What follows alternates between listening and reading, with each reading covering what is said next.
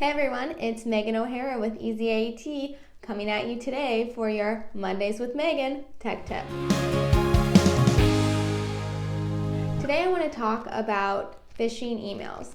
There are a lot of great tips and training around how to spot phishing emails, but today I want to talk about this process called voice verification.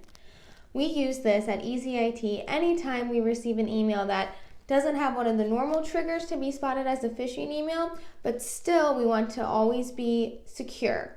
So a great process to implement is to use voice verification.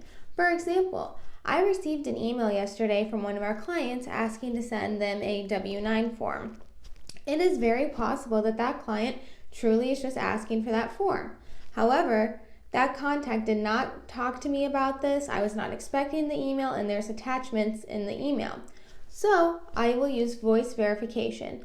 Call the client using the number I have on record, never using the contact information in the email because, again, that email account could be compromised. So by using voice verification, using the data you already have, you're ensuring that you're actually talking to that person. Once you confirm that that person actually sent the email, you're good to go. By adding a simple phone call into your process, you could save your company millions of dollars from ransomware attacks or wiring money that shouldn't be going to a different account. All of those things are absolutely tragic for a business. So please add voice verification into your process whenever you think you may have a phishing email or you just want that peace of mind and get that extra confidence.